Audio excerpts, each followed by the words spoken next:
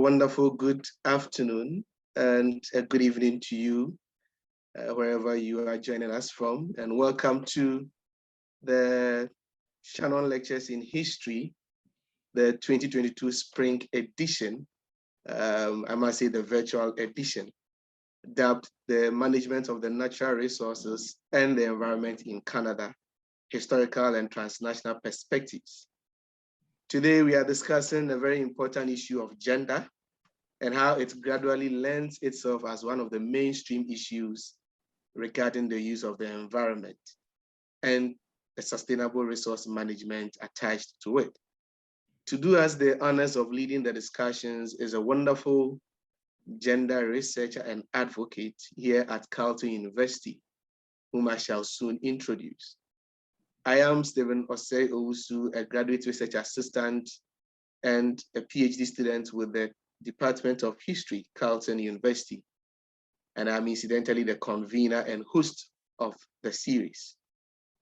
Before we proceed, permit me to do a few acknowledgements, which is quite important because of the influential roles that these individuals, groups, and institutions have played in the organization of the series. This presentation acknowledges the location of Carleton University on the traditional unceded territories of the Algonquin Nation, and that additionally, the original host of this edition is also coming to you, that is myself, coming to you from the University of Cape Coast outside Canada, here specifically in Ghana. And I'm coming to you from the University of Cape Coast, located within the town of Cape Coast, which is itself a ceded territory of the Fetu people of Ghana.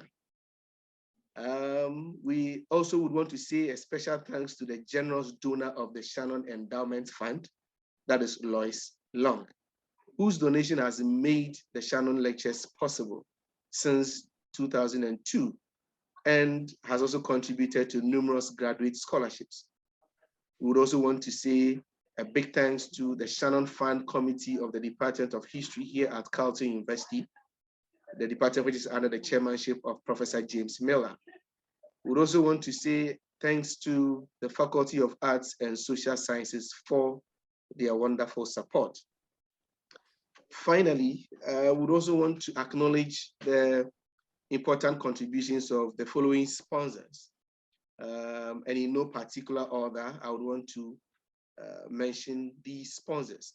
We have the Department of Sociology and Anthropology, the School of Indigenous and Canadian Studies, the Institute of Political Economy, the Department of Geography and Environmental Studies, the Institute of Environmental and Interdisciplinary Science, and then last but certainly not the least is the Institute of African Studies.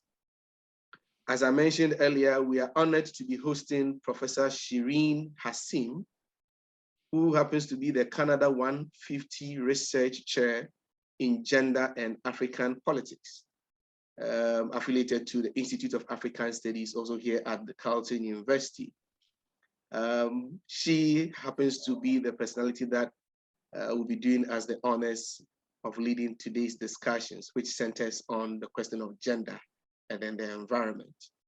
So Professor Shireen Hassim, you would have between 25 to 30 minutes to do your presentation.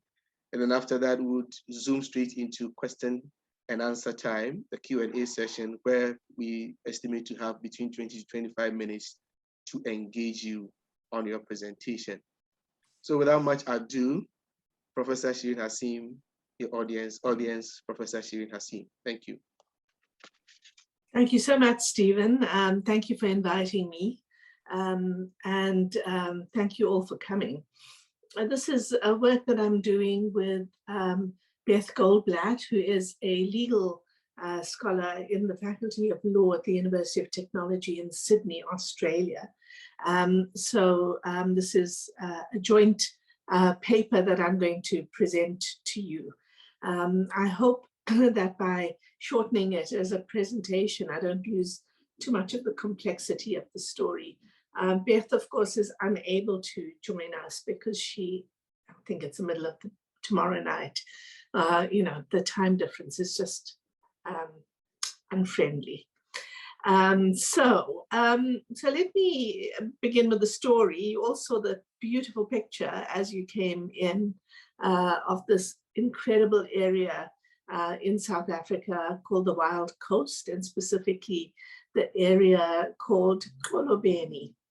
The story I want to tell is a struggle that is currently taking place in that region.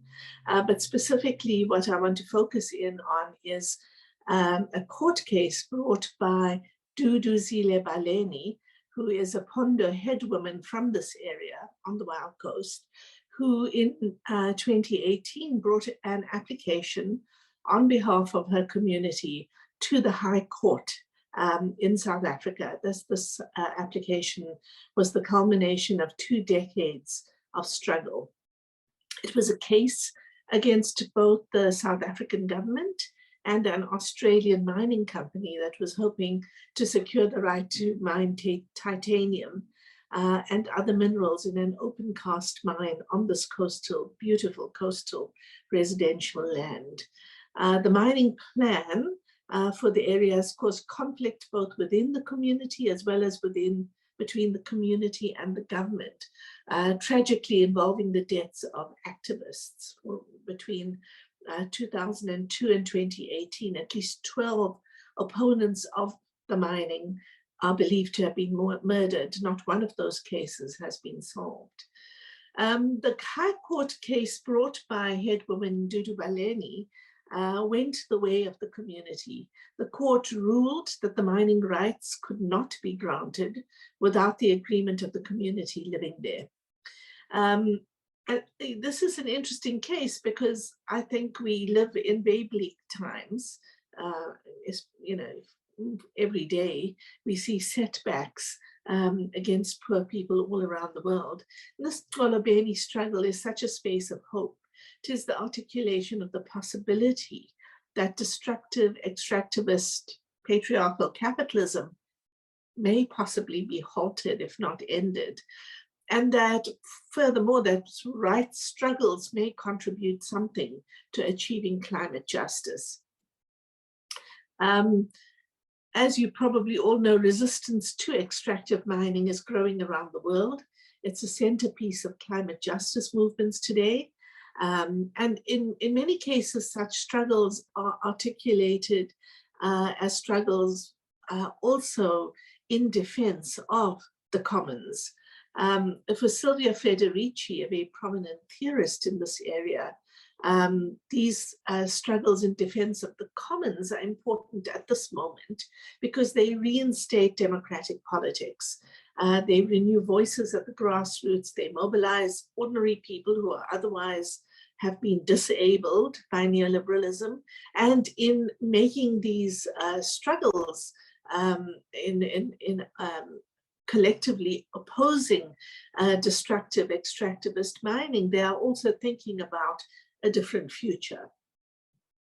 So the struggles in Xolobeni are, one instance of struggles to link environmental and climate justice to broader social justice movements. And that's the conversation Beth Goldblatt and I want to enter with this paper. For us, the Xolobeni opposition to proposed mining is an important case that links not just environmental justice struggles with other neoliberal opposed social movements, but it links it to feminist efforts to overcome the gendered structures of production and reproduction that underpin capitalism. So in this paper, what we are asking is how can the strategies against destructive extractivism also speak to gender equality? Can environmental rights be framed to include gender rights? And we want to suggest ways in which the pursuit of the Xolobeni struggle, and particularly the aspect of dealing with the court case, is a productive example. First, we want to, it's obvious that these the struggle in Xolobeni is a struggle that has resonances with global struggles for rural commons. It has resonances with struggles even here in Canada for opposition to corporations taking over communally or collectively held land. And secondly, as in many of these struggles, the claims of the community tend to be articulated through and by women. But they are not always framed in terms of gender rights. So what we are trying to do is draw on ideas about this interconnection between gender, social reproduction, and resistance to the enclosure of the commons. And we want to show that the Xolobeni struggle, as in so many anti-mining struggles, that the struggle is both simultaneously, in other words, gendered and anti-capitalist. And you know, two arenas that tend to be treated in practice quite separately. So we argue that struggles against mining constitute a particular and urgently needed intervention to halt, if not to reverse, the pernicious effects of neoliberalism, by which we mean privatization and marketization of all aspects of human and non-human life that have led to environmental and climate disaster. Since gender is a central structuring force within capitalism, resistance to mining can also be framed to entail resistance to the exploitation of women's reproductive labor. In the Xolobeni case, we want to tease out the tensions, some central tensions. We want to show how the involvement of women as the main producers of food and as the custodians of the conditions for the reproduction of food has put them at the center of the struggle. We want to show that they are, in these struggles, women in particular are asserting new forms of temporality that engage the responsibilities of the present generation to future ones. And we want to show why these are linked and yet are not often seen to be linked by the activists that are bringing the cases to court or leading the struggles in the public sphere. Of course, when we look at the case, we want to immediately say that we recognize ultimately its collective political organization of people on the land that advances and sustains justice rather than law per se. But we do want to suggest, using this case, that we should not discard institutional mechanisms such as the law and constitution, and that in this case, we can see how they can be allies as people mobilize. But we want to also make the argument that to a large extent, leftist movements have not adequately considered gender equality to be central to the framing of struggles around the commons. Right,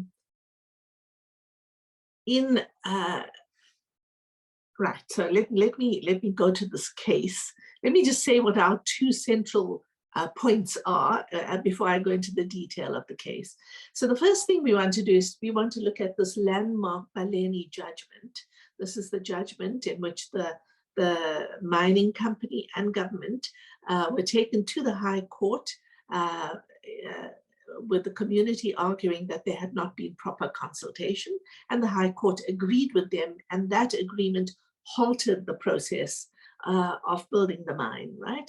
So we want to look at how that judgment could have been the opportunity to address social reproduction, that if the litigants and the activists had framed their case in a more deeply gendered way by including social reproduction, it would have changed the way the court articulated its judgment. Because that court case is now going on appeal, to some extent what Beth and I are trying to do is make a feminist activist argument that if given the right given the right set of considerations and the right language, as the case goes to appeal, a more valuable link can be made between environmental justice and equality. Of course, courts will respond or not respond to what arguments are put before them, right? So if feminist arguments are not before them in the first place, we're never going to advance in the legal and constitutional sphere. We're never going to advance a case for linking social reproduction to environmental justice. So that part of what we want to do here is to make that argument. Then secondly, we want to argue that the specific legal gains that were made in this Xolobeni judgment, which has been celebrated around the world, has been important. It has put the focus on the importance of institutionalizing democratic forms of participation and consultation. But it falls short of looking at the ways in which a gender egalitarian approach to democratic participation also requires attention to inclusive governing of common resources. In other words, inclusion of women in these common resources. Okay, so just a little more background on the Xolobeni case, because I think many of you may not know it. It's an area that lies between two rivers. It's the Mzamba and Mtentu rivers.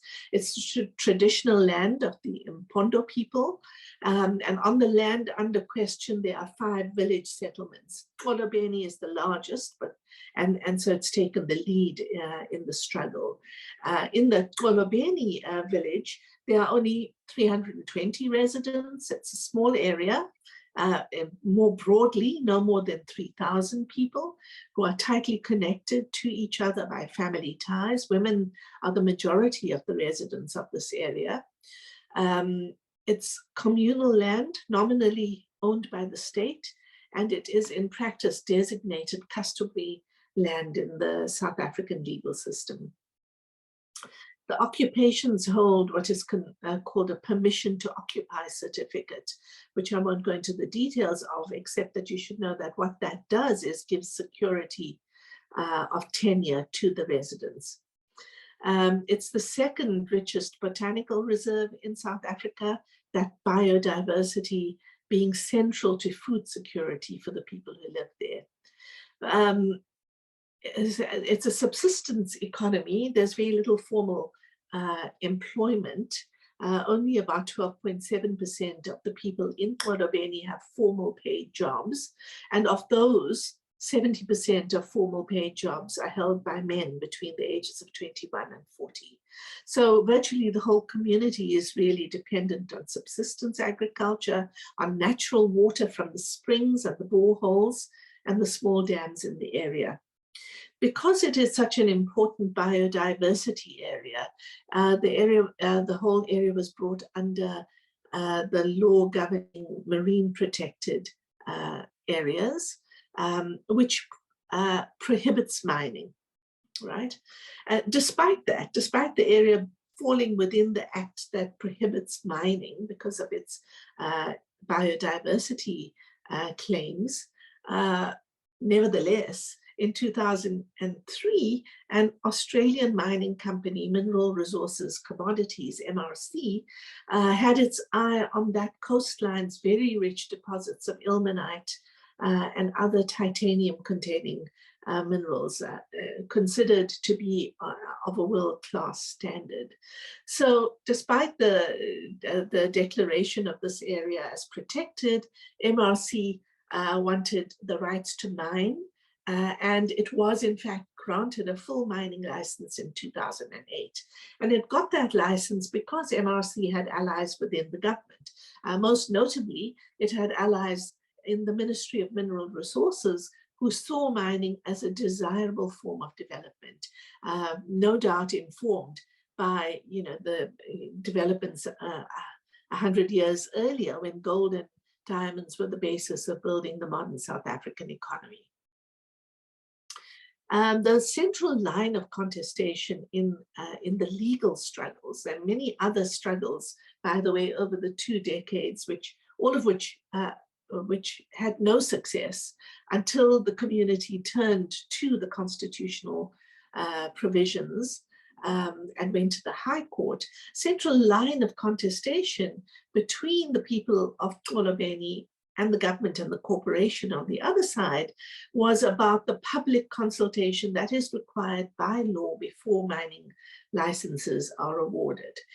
So the community asked who precisely had been consulted inside the affected communities before this company got the license to mine. But of course, communities are not homogeneous entities, and that fact was cynically exploited by both the mining company and by government. And in this area, there were at least 3 contenders for representation of the community. On the one hand, you had the Amadiba Crisis Committee, which was established by community members to represent them. That's one. I have 3 hands. Okay, so one contender, the Amadiba Crisis Committee. Another contender was the traditional councils, right? I said this was communal land. Communal land generally in South Africa is under the governance of tribal or traditional councils. And then the third is an empowerment company established by the mining company under the Black economic empowerment laws of South Africa. So the company set up its own representative structure for the community called the Xolobeni Empowerment Company. So you have these 3 complicated contenders for representation, and cutting across that, you have a complicated question of whether women have voice and representation in all 3 of those sectors anyway. The question of women is really important because women are central to this rural economy. They're central because under apartheid, their movement into cities was proscribed. They were forced to stay behind in rural areas. They are central because of their traditionally key role in food production. So they predominate both in terms of the numbers as well as in terms of their economic roles. And to some extent, the post-94 arrangements have been a source of tension around what to do with this fact of women's predominance in the sector, but the traditionally male structures of governing in rural areas. The post-apartheid government entrenched the power of traditional leaders post-1994, but all those attempts at further entrenching the leadership of male traditional leaders has been challenged by women on the grounds that it deprives them of meaningful equal participation in decision making. And another little peculiarity I feel I should just point out is that post-1994, you have these contradictory gender approaches to representation. Traditional councils get shored up, but there's also legislation pushing for greater representation of women. So there are gender targets in numerous sectors, including in rural areas. So now traditional councils have to have 30% of women on those councils, right? Which means women, get included and excluded in very complicated ways. And I can talk a bit more about that. Okay, so there are tensions over representation. There are also tensions over what is development in the Xolobeni case. On the one side, you have government wanting to turn the people of Xolobeni into wage workers rather than farmers and fisher people, enclosure classically being the strategy to drive people into precarious and sometimes unhealthy jobs. On the other hand, you have people in the area contesting the narrative that development will end poverty. right? On the very important issues in this case of preserving land and sea fertility, the residents of Xolobeni and environmental justice activists have united to oppose mining.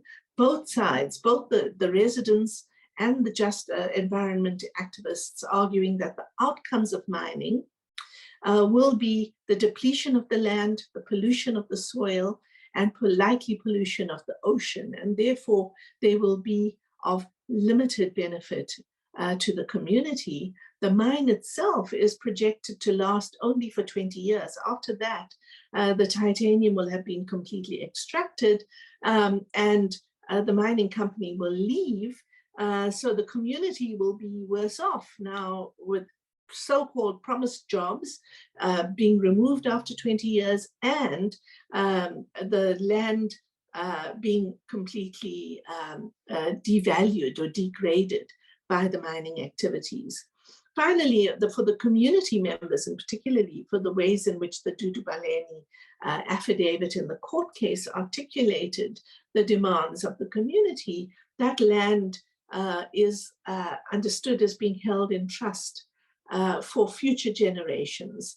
So there's a question of long-term reproduction at stake here. And Fellaini argues that the present generation has an overriding responsibility to preserve the land so that it is usable for the generations to come. But the case that came before the High Court was framed around the rights of the community to the land and the right of the community for full and proper consent, full and informed consent to any activities that take place on the land. There was a landmark judgment from the High Court because the court accepted that argument. They accepted the argument that the community was entitled to full and free and informed consent, that the community had to be allowed to reach a communal decision based on their customary ways of making decisions, and that ultimately it was the community that had the power to consent to deprivation of the land. It reinforced the idea that the community's claim that the decision had to be made on the basis of the ability to reproduce the community for future generations was an important consideration, right? So all of those were really major wins in the High Court. But we think from a feminist climate justice perspective that the framing really lost an opportunity to think about a feminist approach to the question of reproduction, particularly that the case did not give the court the language of provisioning, particularly food provisioning, and social reproduction. That it might have made those links, and I can't spell it out here. The longer paper, and I can send it to anyone who wants it, tries to show how it could have done that and at which points in the affidavit it could have done that. That could have given the court this language of provisioning of food and social reproduction, and make much clearer the ways in which unchecked extraction impacts the production-reproduction nexus. It could have done it by focusing on three things, we say. Firstly, on the importance of women's roles in social reproduction around matters such as gathering food, energy, and water. Secondly, it could have done it by emphasizing the solidaristic and communal nature of the ways in which the community has cohered against mining. And thirdly, it could have done it by drawing out much more clearly the ways in which the women themselves articulate their respect for nature itself. So in presenting those arguments to the court, not just on the democratic grounds of free, fair, and informed consent, but also on the democratic grounds of the specific rights of women as the major group responsible for social reproduction, I think eco-feminist arguments could have been advanced. The second area where we think that the judgment could have extended our litigation for future such cases is around the question of governance of the commons, right? So here the heart of this case is a governance issue, consultation with communities. But what the judgment does not tell us much about, what it leaves completely unresolved, is those questions of representation in and governance of the commons. And that the case just assumes that gender hierarchies don't matter in that instance, that there is such a coherent entity as community. So what we propose is attention to the link between the arguments for protecting the commons and arguments for ensuring that women are at the center of decision making. The court judgment does recognize the role of traditional authorities. But Silvia, as you know, drawing on Silvia Federici's work, we point out that formalizing and extending traditional controls, such as those of the traditional councils, can in fact be a form of gender enclosure, in that they tend to exclude women. They tend to restrict women's access to and control of land by placing control not in the hands of the people, but in the hands of a few who have hereditary positions of leadership. So we see in the Xolobeni conflict, we have seen how that played out. The traditional councils used their legal authority to sign partnerships with companies. They didn't consult either. They didn't consult the communities that they govern. They had undue power, the chiefly authorities, to sign such agreements. They continue to use their traditional power to allocate land and to charge fees for the use of resources, but it accrues those benefits to the hereditary managers of the land rather than the people themselves. So in a sense, allowing traditional authorities to be the mediators with the companies simply further deprived the women's rights to make decisions over land use. That seems to us to be a problem that will not be resolved simply by making women part of the traditional councils as well, right? So making using quotas to diversify representation on those councils doesn't change the fact that those councils make decisions in ways that will, in which the benefits accrue only to, or largely, to the members of those councils. I don't, for those of you who are familiar with the work of Jean and John Komarov, for example, in the platinum mining belt, you will see how those licenses and the granting of licenses has allowed chiefly authorities to accrue unbelievable wealth rather than gone directly to the people who are using the land. So what it's done is actually intensify the commodification of land use. What might a democratic and egalitarian system of governing the commons look like? Now, you know, here we have very little resources in the literature as it stands. We couldn't find very much in the literature as it stands, because much of the literature on the commons tends to assume that the commons, you know, somehow will govern itself, that people will be egalitarian in the way that they govern. Whereas, of course, the commons are neither automatically nor necessarily egalitarian. Who represents and who is being represented will continue to be central contestations over the land. So how do we? Sorry, Prof. You have less than 5 minutes to go. Okay, I'm closing. Okay, so we argue that we can't assume that democratizing institutions of traditional leadership will give women equal access to positions of authority. We argue that simply returning the land to communities without specifying what the internal relations of those communities will be is inadequate for feminist concerns about representation and participation. Nor do we want to recuperate pre-capitalist relations on the assumption that they were automatically egalitarian, because there's enough historical work that shows the contrary.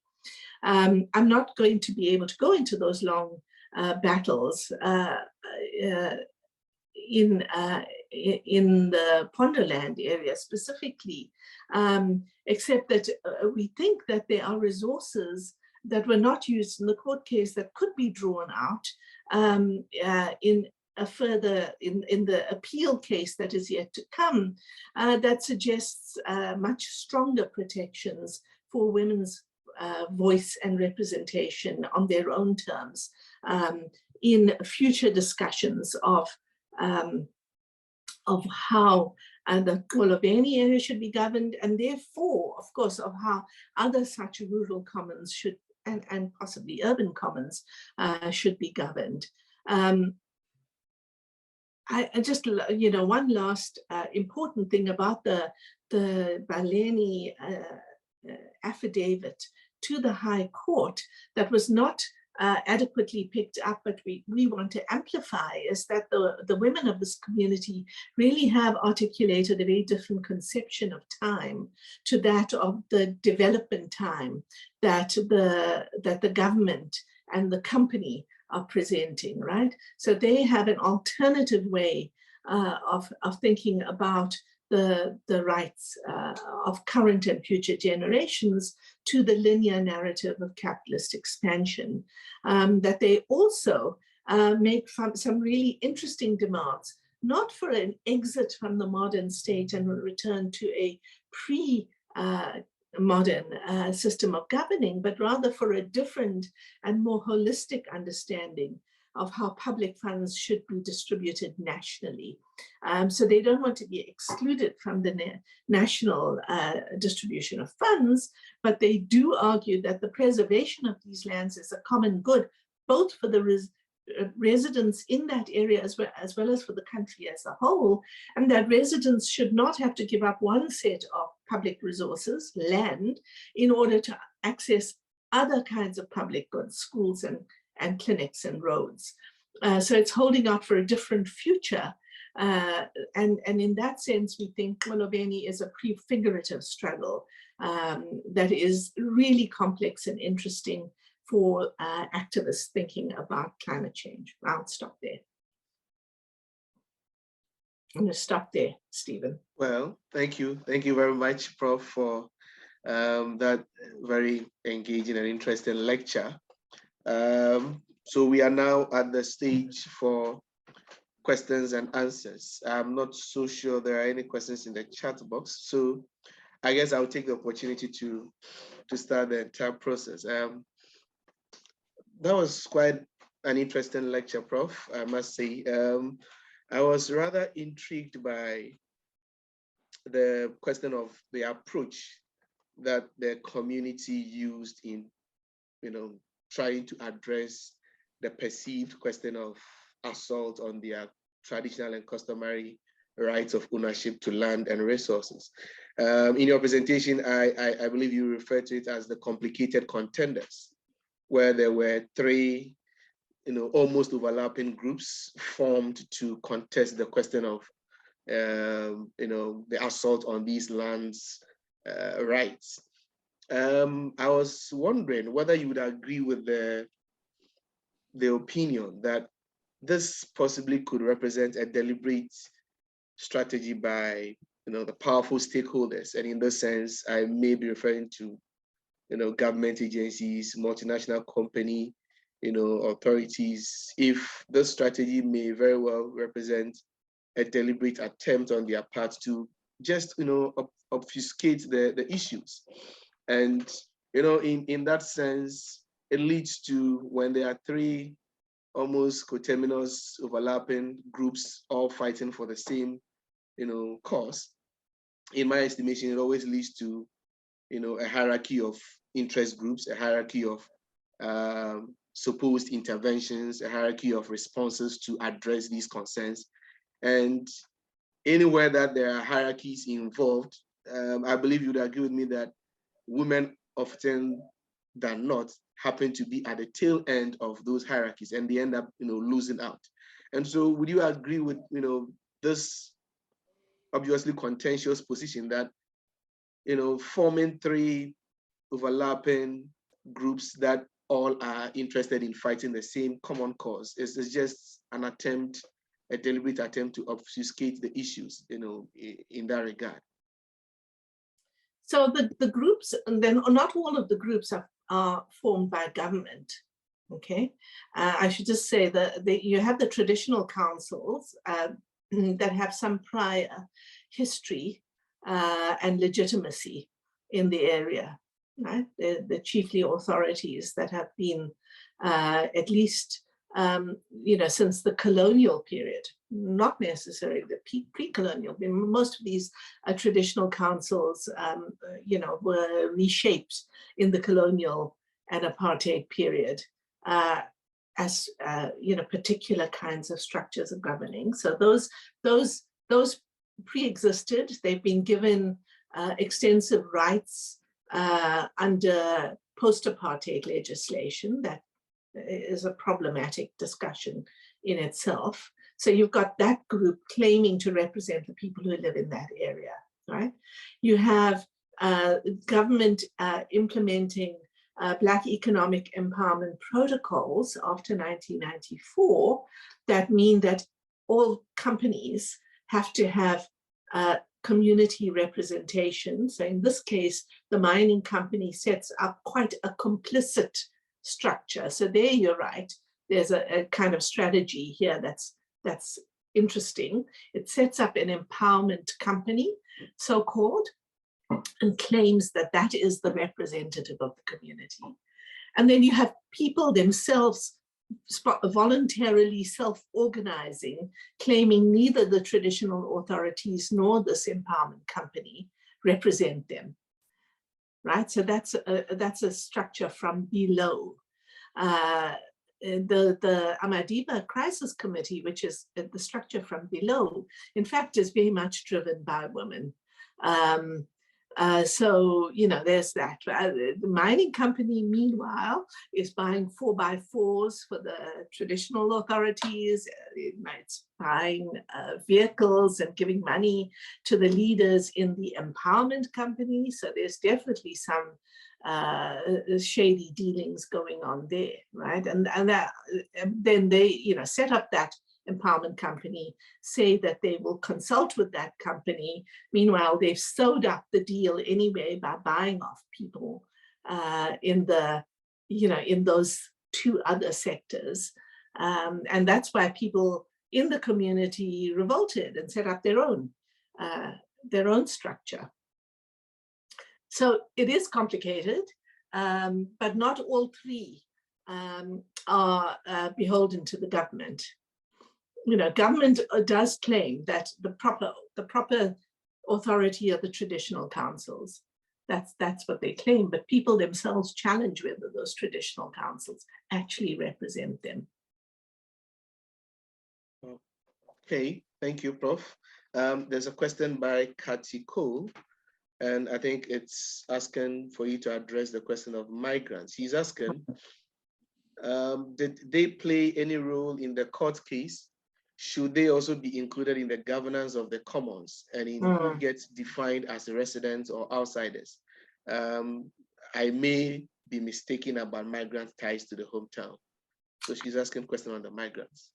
A very, very interesting question, Katie, because there are not many migrants at this point in that community, right?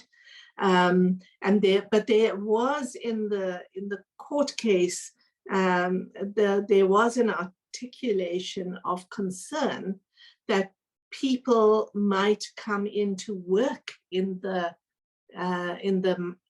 mine. If the mine gets set up, people might come into work on those mines, that those outsiders then might have problematic impacts in terms of the distribution of food and so on. So they did actually make that claim, and we could debate what we think about that. Who are the migrants? So I should say that the migrant workers were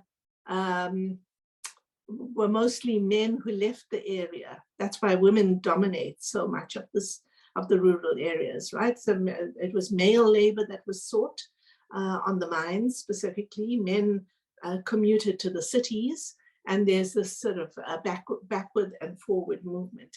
That the year-round residents of the area tend to be women. I'm not sure that, Katie, I'm not sure that answers your question. I think there was a complicated and possibly problematic way in which insiders and outsiders were framed by the community as well. I mean, it's, I don't want to suggest that everything that the community argued for is necessarily fully, what's the word, progressive, maybe? All right, Prof.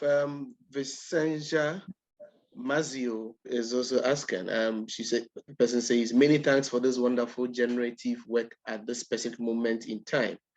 My question pertains to the historical tension between women's centrality in particular kinds of labor or industry, food production in peri-urban or urban areas, food and canning industries, for example, and the way in which structures of governance remain deeply tethered to masculine notions of representation, capitalism, and the commons, not only in South Africa, but on a global scale.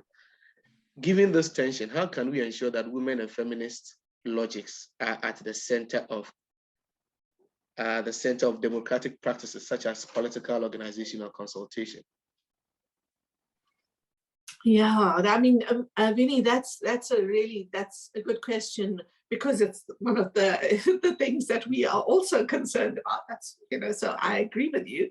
So the way in which government has responded, well, let me just say, not just say government, let's say the way in which the post-apartheid arrangements responded to the feminist demands for an egalitarian society was to translate that into kind of rather thin arguments for representation, right? So that's the kind of quota feminism approach. So what do we have? So there's a wide, long-standing, as you know, from your own research, long-standing claims by women and women's movements for full equality, not just representation, but also participation and all kinds of rights, sexual and reproductive rights, etc.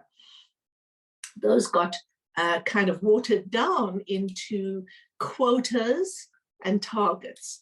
Quotas for representation in various decision-making bodies, public decision-making bodies, and then targets in the spending, in the policies, in the programs of public spending. The rural women, actually, the rural women's movement and various allies, feminist allies, have challenged that approach all the way along.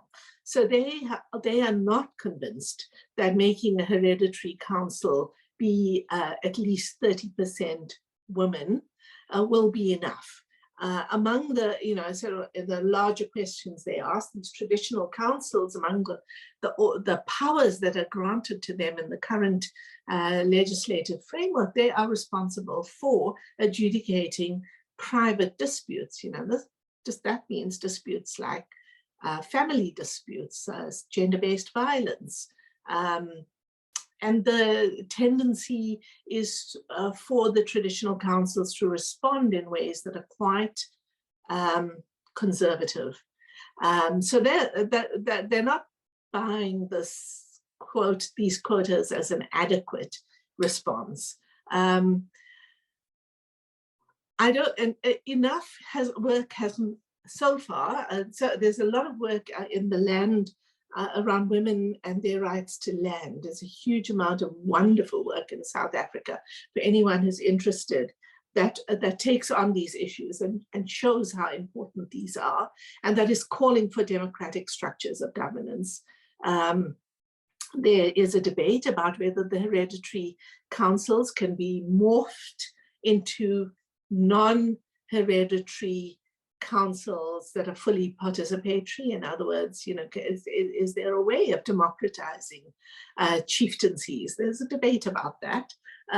So some feminists say there is, other feminists say we should not have separate kinds of structures for governing rural areas, that basically it results in a kind of bifurcated citizenship where urban women have a whole apparatus of rights that are not easily accessible to women living in rural areas. That's an area of debate. And I think we are trying to intervene in that debate to some extent by taking on by articulating our own concerns, both with the government's quota feminism and with the environmental activists on the left who have somewhat romanticized notions of what people's power might look like. Yes, Nathan Harlan is also asking something to do with the hereditary councils. I have heard they are often the gateway into the justice system, especially in rural areas where the reach of the state may not be as great as in the urban centers. Is this authority being challenged more in other geographical areas across South Africa and in other court cases? Yes, yes, Nathan. So just following on what I just said, right, it is true that the traditional councils are the form of local government in rural areas. They do have reach, they're very important. That's why they're also politically powerful, and that's why the ANC government has found various ways in which to kind of shore up their power. But feminists are challenging it, and you might want to look at the work of people like Sindiso Mnisi Weeks and Aninka Claessens.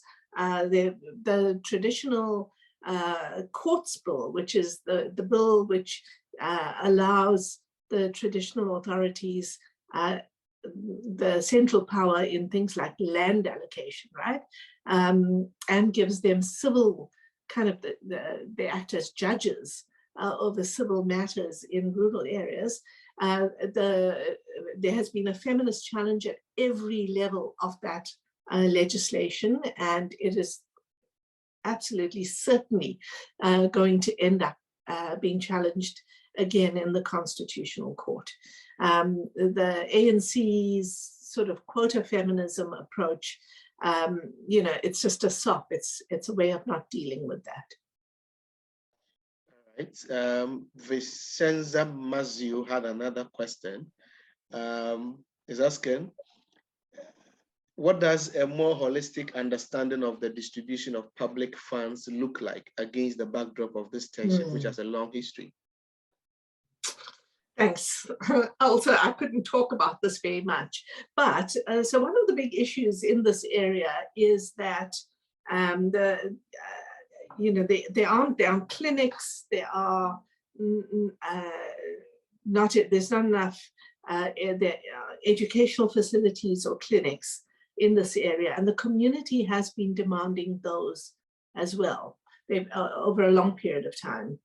And they were unsuccessful. Along comes the company that now wants to mine the coastline, and suddenly the road gets designed in such a way that it'll cut right through this land and be convenient for the mining company to get to the sea. It's not where the where the community wants the road to be built.